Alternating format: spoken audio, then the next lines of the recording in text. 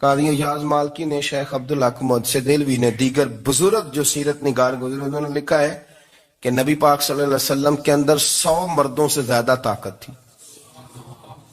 100 مردوں سے زیادہ طاقت. اب جو بات کہنے لگا ہوں، جو نتیجہ دینے لگا ہوں، اس پر خاص توجہ آپ فرمائیں گے. ذرا فکری طور پر، نظریاتی طور پر ایک چیز کو سمجھیے. ہم سمجھتے ہیں کہ جوان لڑکا ہے جی جو مرضی کرے، عمر ہے جی. آپ ذرا بات پر غور کیجئے گا کہ حضور صلی اللہ علیہ وسلم میں طاقت 100 مردوں سے زیادہ ہے اور حیا کواری لڑکیوں سے بھی زیادہ ہے.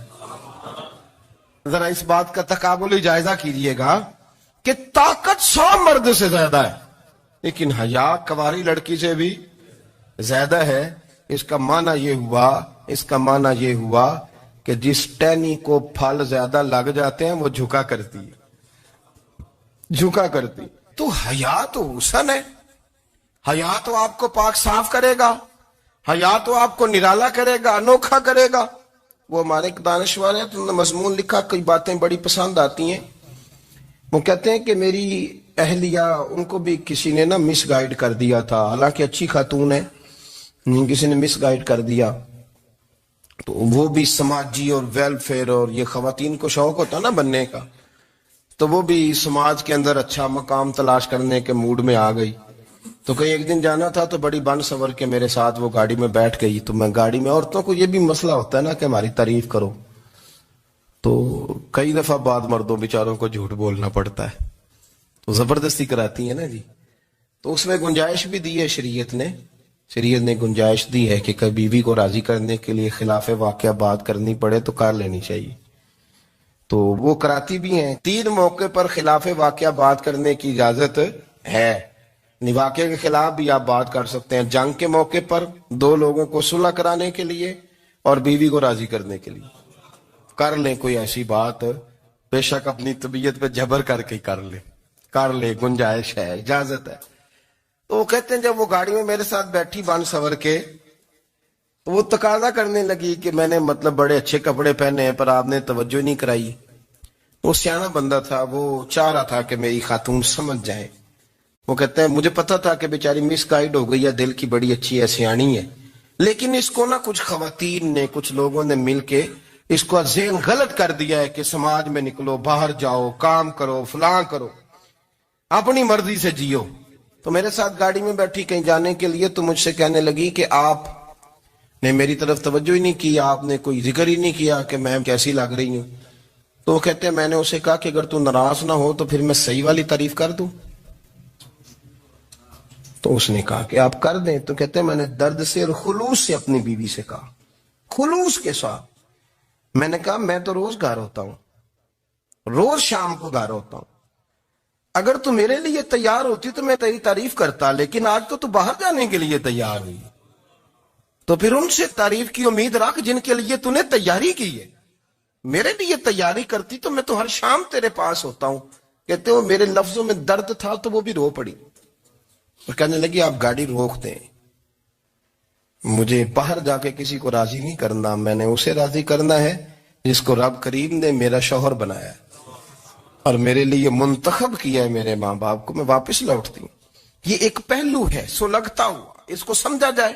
رسول کریم صلی اللہ علیہ وسلم عرب کی کواری لڑکیوں سے زیادہ حیا والے تھے. کواری لڑکیوں سے زیادہ حضور حیا فرمایا کرتے تھے.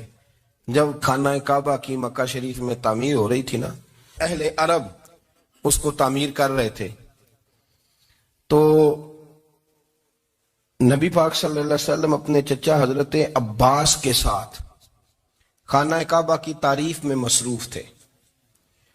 تو عرب کے لوگ چونکہ لمبا کرتا پہنتے تھے پیروں تک، تو نیچے اگر کسی وقت کوئی چیز نہیں بھی ہوتی تھی تو کسی کو وہ نظر نہیں آتی تھی، چونکہ پردہ رہتا تھا، لمبا کرتا پہنا ہوا ہوتا تھا. تو جب بچے، سرکار کی عمر مبارک بھی ابھی تھوڑی تھی، تو اس طرح بچے جب نکلتے تو وہ کئی دفعہ اپنی تہمت اتار دیتے نیچے سے، اور کوئی مزدوری کرنے لگتے تو 3-4 طے کر کے تہمت کی کندھے پہ رکھ لیتے، جس طرح کبھی دیہاتوں میں لوگ کپڑا سر پہ رکھتے تھے کہ اوپر اگر کوئی وزنی چیز رکھیں گے تو وہ تکلیف نہیں دے گی. نبی پاک صلی اللہ علیہ وسلم بھی سب لوگوں کے ساتھ خانہ کعبہ کی تعمیر میں شامل تھے. تو حضرت عباس رضی اللہ تعالیٰ عنہ نے کہا حضور سے، ابھی اللہ نے نبوت بھی نہیں فرمایا تھا، بھتیجے آپ بھی تامد اتاریے. یہ صحیح مسلم میں حدیث موجود ہے. اور اس کو کندھے پہ رکھ لیجیے، آپ اینٹیں اٹھا کے لا رہے ہیں تو ذرا آپ کو تکلیف نہیں ہوگی. تو سرکار دو عالم صلی اللہ علیہ وسلم سے یہ بات کہی اور پھر جلدی سے حضور کی تہمت کو نکال کے نا، حالانکہ لمبا کرتا پہنا ہوا ہے، تو وہ جیسے ہی ان کے کندھے پہ رکھا اینٹیں رکھنے کے لیے تو سرکار تو زمین پہ گر گئے، بے ہوش ہو گئے، آنکھیں آسمان کی طرف. اور پھر حضور پکار رہے ہیں آزاری آزاری آزاری، میرا تامت دے دو، میرا تامت دے دو. کبھی کوئی شخص اس وجہ سے بھی بے ہوش ہوا ہے کہ میرے وجود سے کپڑا اتر گیا ہے؟ حالانکہ سرکار پر وہ بے ہوشی بھی نبی پاک کا وہ جو غلبہ ہے نا شرم و حیا کا، اس کی وجہ سے ہو. ورنہ تو حضور فرماتے ہیں کہ میری آنکھیں سو جاتی ہیں، دل تو میرا اس عالم میں بھی جاگتا رہتا ہے. تو سرکار زمین پہ تشریف لے آئے، آنکھیں میرا تامت دے دو، میرا تامت دے دو. تو جلدی سے انہوں نے تامت دیا تو حضور نے باندھ لیا. پھر طبیعت مبارک میں تسلی ہوئی. یعنی ہم اس رسول کے غلام ہیں کہ جن کے تو وجود سے کپڑا اتر جائے تو حضور برداشت نہیں کرتے، قبول نہیں فرماتے، تکلیف شروع ہو جاتی. لیکن یہاں نوجوان ہیں اور بڑا قد کاٹ ہے اور بڑے بڑے سمجھدار لوگ ہیں، گرمی آتی ہیں تو شارٹ کپڑے پہن کے گھومتے ہیں. ان کو خیال نہیں کہ یہ وہ والا لباس ہے جو باہر تو کیا گھر میں اماں کے سامنے نہیں پہننا چاہیے، بہنوں اور بیٹیوں کے سامنے نہیں پہننا چاہیے. آپ کی گفتگو میں شرم و حیا ہو، آپ کے لب و لہجے کے اندر حسن ہو. آپ کو پتہ ہے نبی پاک صلی اللہ علیہ وسلم نے فرمایا میری امت میں سب سے زیادہ حیا کرنے والے عثمان غنی ہیں. عثمان غنی سب سے زیادہ حیا کرنے والے. آپ فرمایا کرتے تھے جب سے حضور کا چہرہ دیکھا ہے میں نے کبھی اپنی شرمگاہ بھی نہیں دیکھی، میں نے آنکھوں کا وضو نہیں توڑا، اور جب سے حضور کے دست مبارک میں نے بیعت کے لیے سیدھا ہاتھ بڑھایا تو پھر سیدھا ہاتھ میں نے کبھی گندگی کو نہیں لگایا. حیات. آپ باتھ روم کے اندر بھی غسل فرماتے تھے تو کپڑوں سمیت کرتے تھے.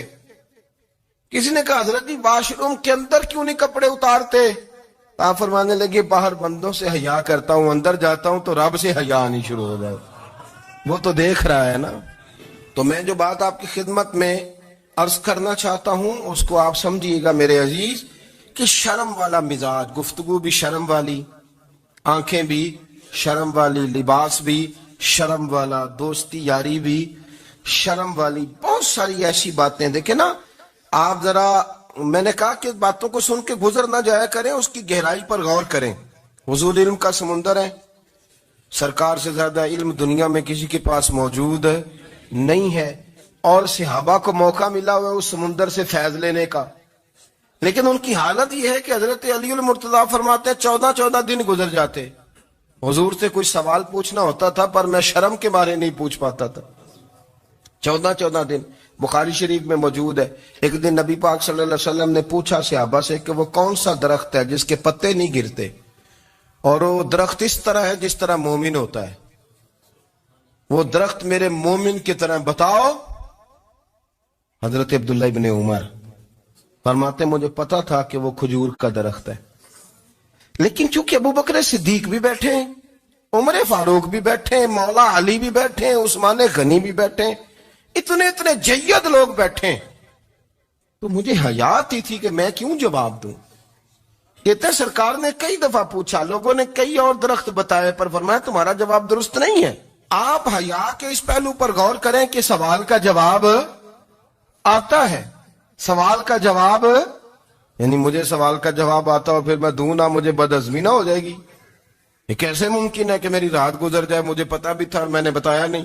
بہت سارے لوگ آ کے بہت ساری باتیں بتاتے ہیں، بہت ساری باتیں وہ سمجھاتے ہیں، تو ہم غور سے ان کا چہرہ دیکھنے لگ جاتے ہیں، کہتے ہیں یار اس کا تو دعویٰ تھا کہ میں سمجھنے آتا ہوں، تو یہ تو ہمیں سمجھا رہا ہے، چلو الحمدللہ ہم سمجھنے کو تیار ہے.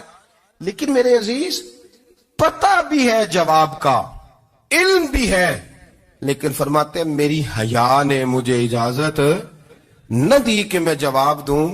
آپ فرماتے ہیں پھر حضور سے صحابہ نے عرض کی کہ یا رسول اللہ آپ ہی بتا دیں وہ درخت کون سا ہے. تو حضور نے فرمایا بھئی وہ کھجور کا درخت ہے. تو آپ فرماتے ہیں میں دل ہی دل میں کہہ رہا تھا کہ الحمدللہ میرا جواب درست ہے. حالانکہ میں نے جواب دیا ہی نہیں. تو لفظوں میں حیا، جملوں میں حیا، آنکھوں میں حیا، اٹھنے میں حیا، بیٹھنے میں حیا، چلنے میں حیا ایک خوبصورت حسن ہے. اور نبی پاک صلی اللہ علیہ وسلم نے فرمایا جب تو بے حیا ہو جائے نا پھر تو آزاد ہے، پھر تو جو مرضی کا، پھر تو جو. اس لیے بزرگ جب کسی کو بے حیا کہتے تھے نا، اللہ اکبر، اور جب کسی کو کہتے تھے نا یہ بے حیا ہے تو لوگ سمجھتے تھے کہ کوئی ہلکی سی بات کر دی ہے، لیکن ان کا معنی یہ ہوتا تھا کہ بس بھائی اب اس کے ساتھ کوئی کلام کرنے کی ضرورت ہے، اس کو اب اصلاح کی ضرورت نہیں، یہ بے حیا ہے. کیا معنی؟ کہ اب یہ جو اس کے دل میں آئے گا وہ کرے گا، جو اس کی طبیعت چاہے گی وہ کرے گا، اب یہ کسی پہلو بھی قابو آنے کو تیار ہے. بے حیا ہو گیا. بے حیائی بہت بڑا عیب ہے. اور جو لوگ کہتے ہیں کہ ہمیں بالکل آزادی ہونی چاہیے، ہمارا اپنا جسم ہے تو ہماری اپنی